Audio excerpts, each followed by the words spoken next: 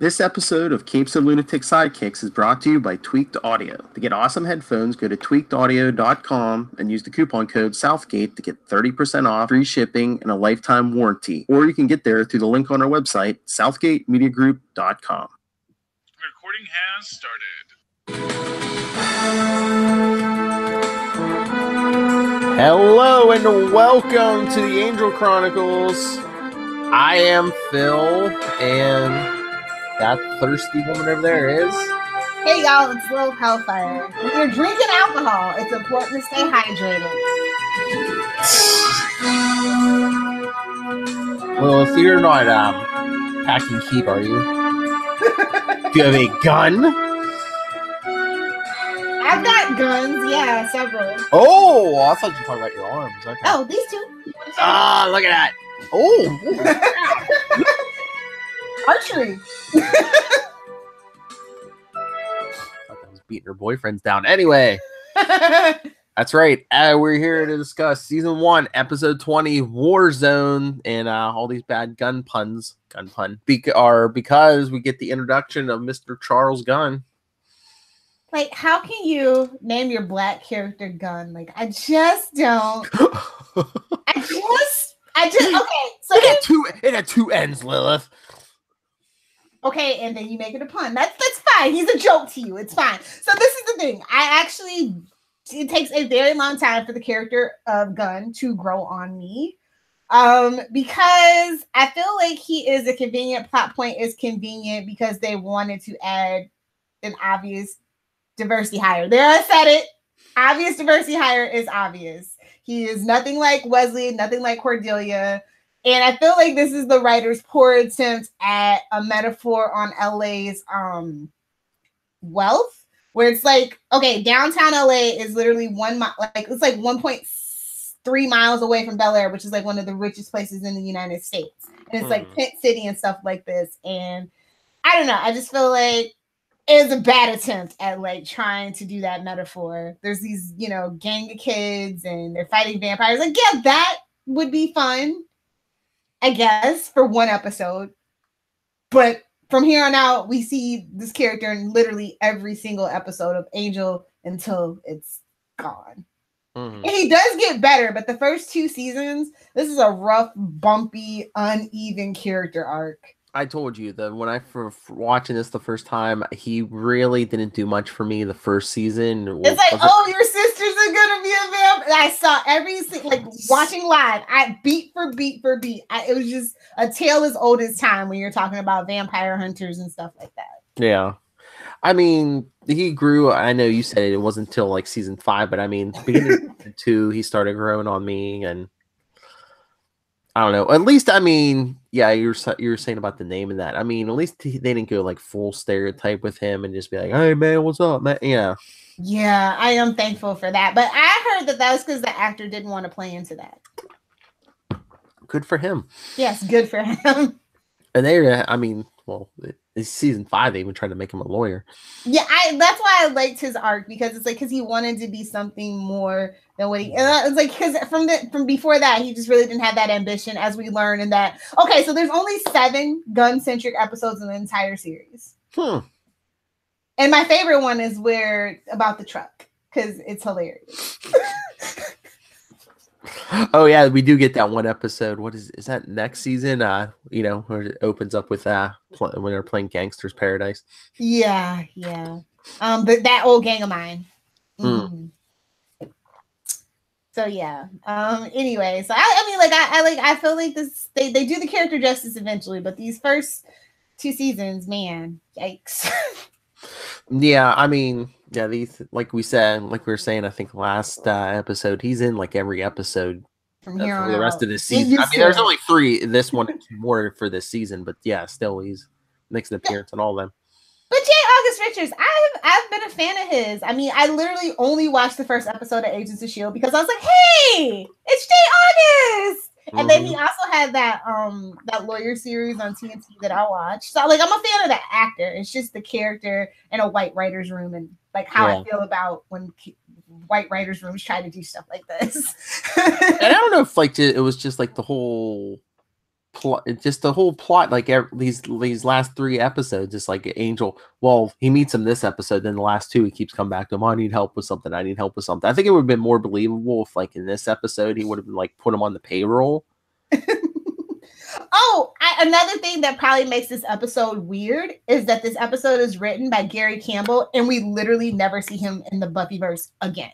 Wow. So I'm wondering if Gary Campbell is black. Like, I can't find a picture of this guy, and it's just like I don't know. Like, I feel like it's weird that we never see this guy again because the Buffyverse writers' room tends to be pretty tight.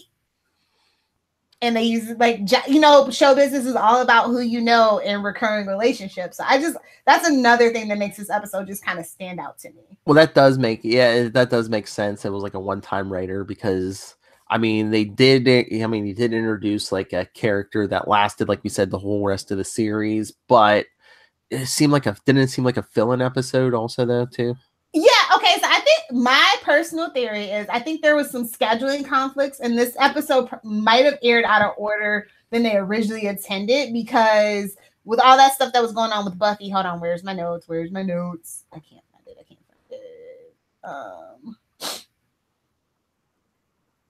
Shoot, where is it? It's because it's weird the time because of things that happen in Buffy, like because Buffy comes, Angel. She comes to Angel goes to Sunnydale, but this takes place in between it. So I think that's why it seems off. Maybe. And my notes will come. I'll find it eventually about exactly what I'm talking about. But it's also like one of those fill-in episodes, it's like no Vision, no Wolfram and Hart. Yeah. But like this is one of the better No Vision episodes, I will say. Well, yeah. Well, I mean the whole thing starts with them with the rich guy client. Okay, so fun fact, I actually like this guy. He was supposed to be a recurring character, but the actor couldn't, for some reason, couldn't find time to fit Angel into the schedule. Like, he was supposed to be, like, as we see with Cordy, like, she was thinking about maybe, like, using him for his money. Mm-hmm. So, yeah. Well, he does show up, what is that, the finale? Yeah, two more times, yeah. He shows up 2 more times in the series. But, yeah, he's supposed to be more recurring than that, but the actor schedule just didn't line up. Mm-hmm. So I like this character. I was like, oh, this will be a cool side character because he's got money. Sorry, I was channeling my inner elongated man. Oh my Lord, Cordy. Oh, David, that's such a great name. It feels so good in your mouth. It's like, oh, I thought we were past this point with Cordelia, but apparently not. Well, I was thinking she's a gold digger, but it was a big check. She was like, blah, blah, blah, blah. Poor Cordy. I like that. It's like, what's that smell? I smell money. And even Angel's like, yeah, put some money around the office and watch. It's uncanny.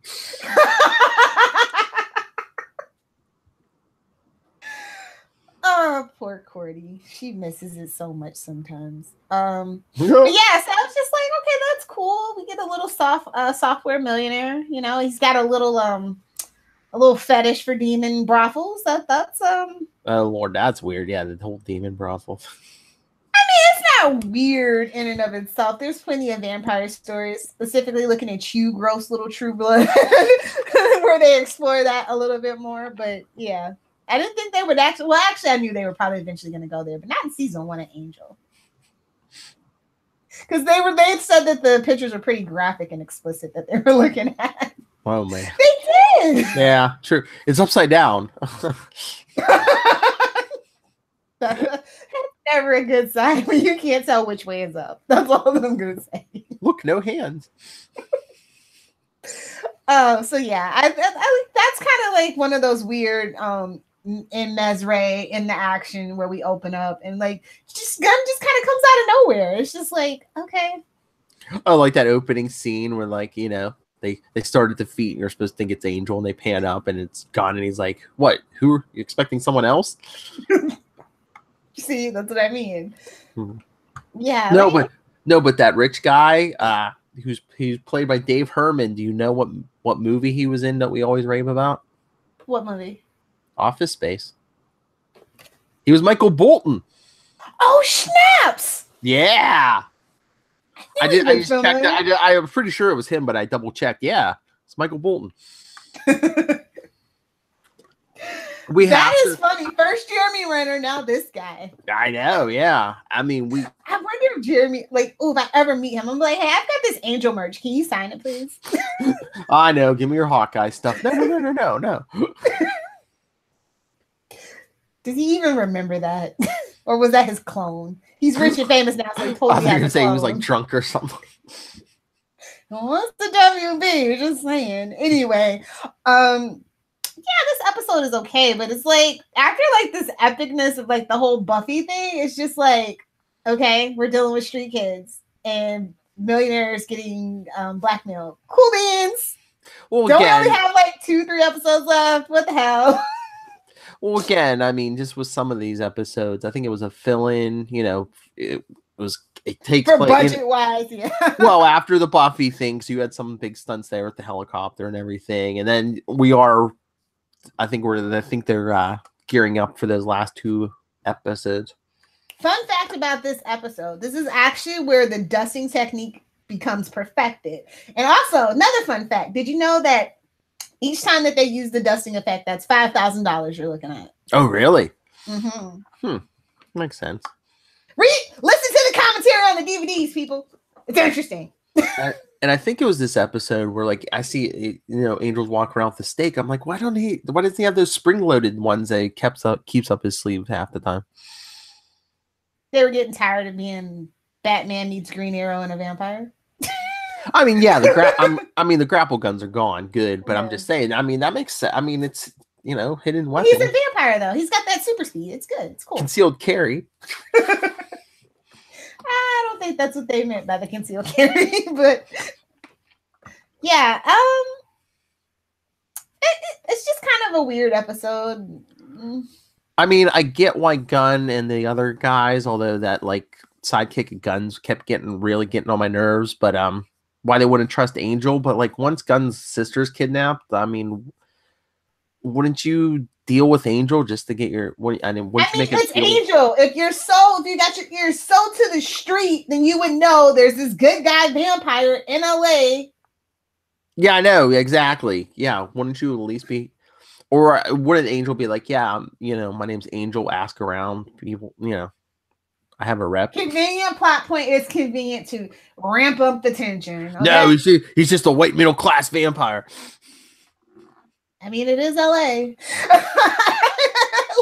at the end of the day, that's why I just because LA is a hellhole. Sorry, fight me, nerds. I don't care. I've lived there. I can say that. So I kind of get Gunn's perspective on that. I'm kind of trust his leg. Are you crazy? But I mentioned it last episode. I believe this is the episode where Angel, he's fighting the vampires and he drops he name drops himself. He's like, who are you? Name's Angelus. Well, okay, here's the thing. This is the only other time outside the last episode where he was drugged up that he ever introduces himself with a soul as Angelus. Yeah. He refuses to do it because he has a soul and he doesn't want to judge that up. I think he was just doing that to scare the. Of course. Yeah. Do you know who he did the Mr. Hollywood? Do you know who I am? See? LA is rubbing off on him and not in a good way. Then he gave the leader like the $5,000 shot, and then he's like, "I wasn't talking to you." I don't know. Like it's this whole weird. This episode is just really weird. I mean, that scene was good, but it was kind of anticlimactic. I mean, he kills the leader, and then it's like there's no fight. Well, I think the big scene was Gunn. Spoiler, Gunn having to stake his sister. Yeah, like he doesn't even hesitate. He just looks at her like. Well, I mean, she's one of the undead. I mean, but that shows he's a cold son of a. Yeah, but I mean, if his sister was still alive, would she want? If she was still human, she wouldn't want to be running around killing people. And two, he was about to get turned too. So yeah.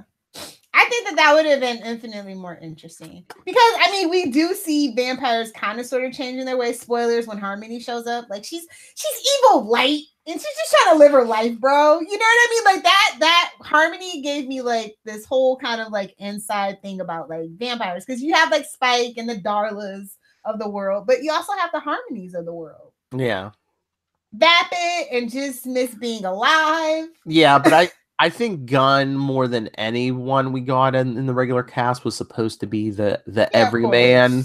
You know, our.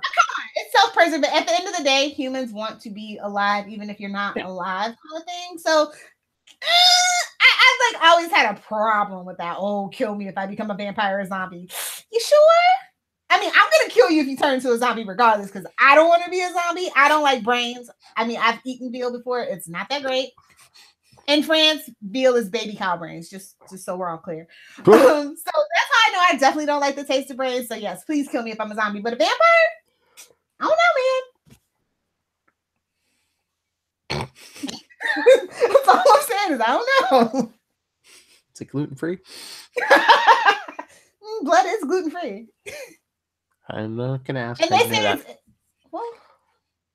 You drink blood? What? No, I mean, like, well, they do those studies about how blood transfuse, like, you know, the infusions and stuff are like actually can keep you like young and cool. So there is truth to that.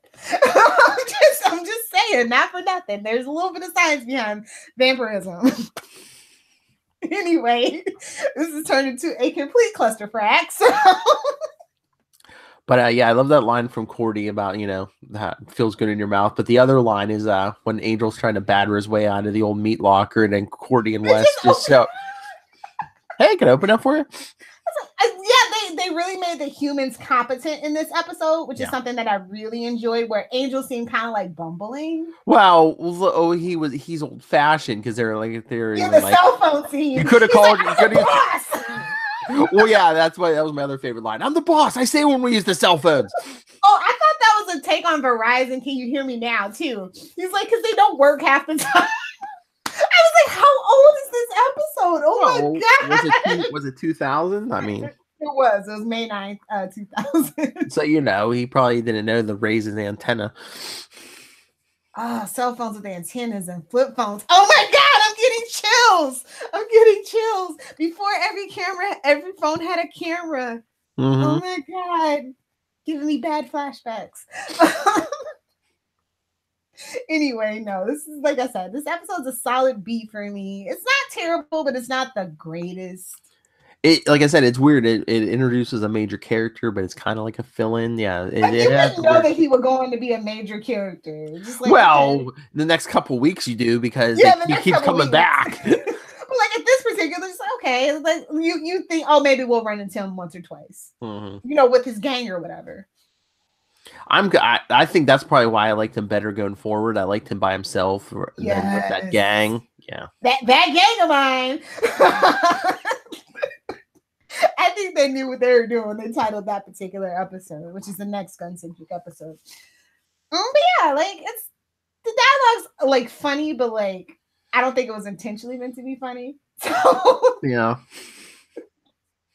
Also, I think the other issue I have is like when Cordy like gets involved with Gunn, she's like a little obsessed with him. It's weird. just saying. This was a super high body count, by the way. Mm-hmm. So I should have totally loved this episode a little bit more. Also, a mofo demon. Like, really? A mofo demon. I have no words. What about? Yeah. I'm just like, I don't know how I should feel about this in the Black episode. I don't know. Maybe that's why this guy who wrote this never came back. Somebody, please, if you know, tell me if Gary Campbell, who wrote this episode of Angel, is Black. Like, I need to know. If he wasn't, that's probably why he did not come back. Okay, but the body count is 7 vampires, 1 demon, and 2 humans. Holy crap. Oh yeah, the demon that guy Brett came back and is like telling Angel, yeah, it's not worth it, is it? I know. What about the stake cannon? That was so freaking cool. Like I said, once they perfected the dusting, they're like, we can go all out now.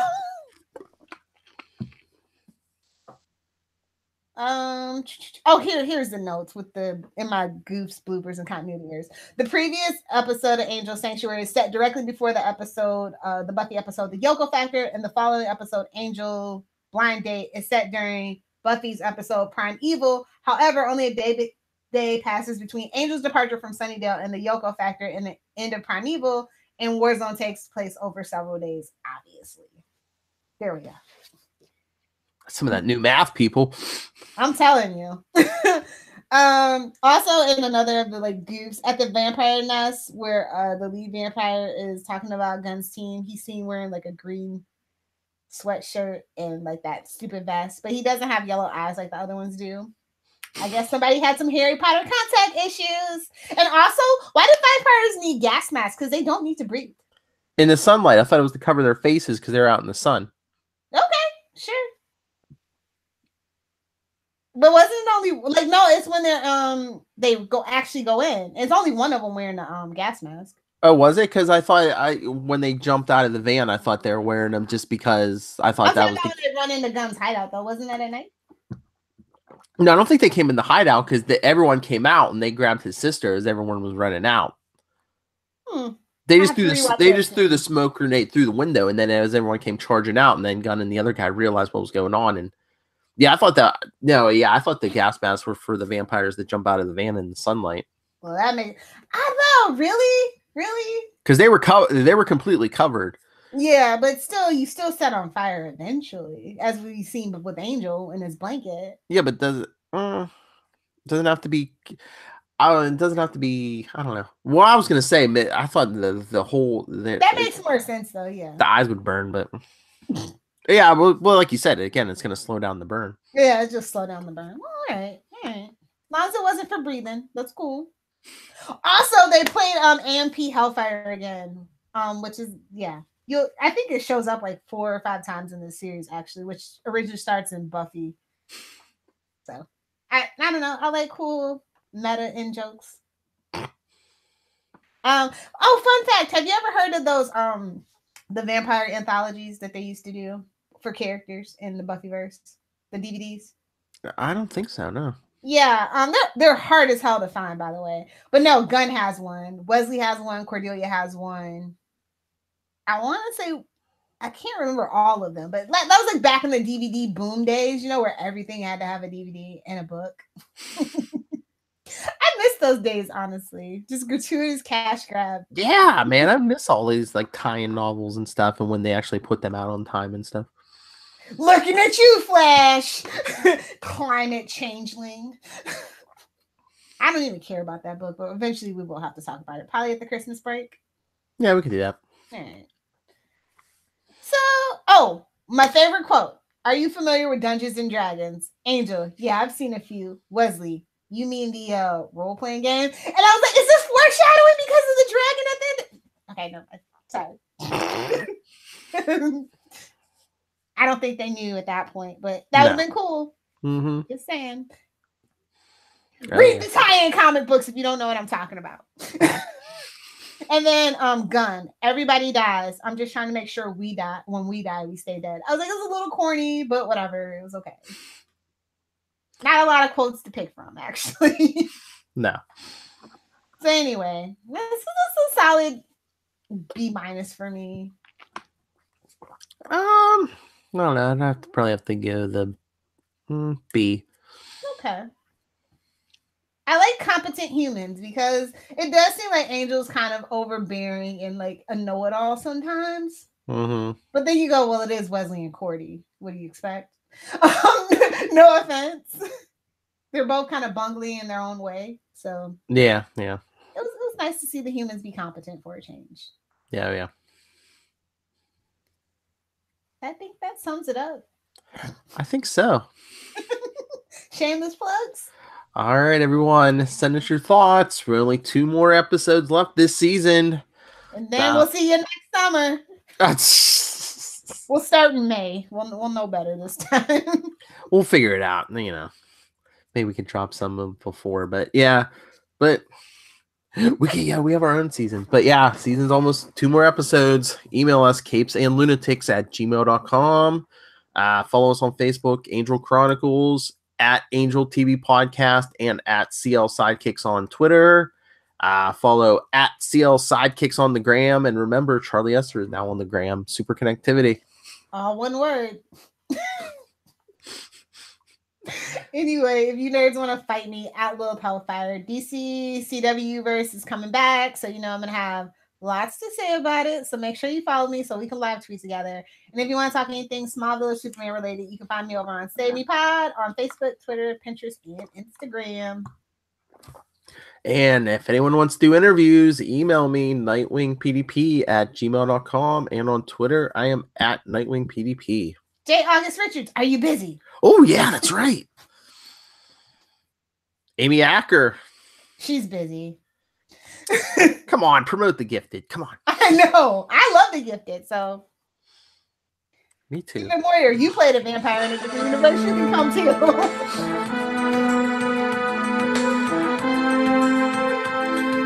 Come on, people. Need some interviews. But anyway, this has been another episode of the Angel Chronicles, where we help the helpless for the hapless. It's been episode 20, Highway to the War Zone. Mad Max Black Edition. Oh,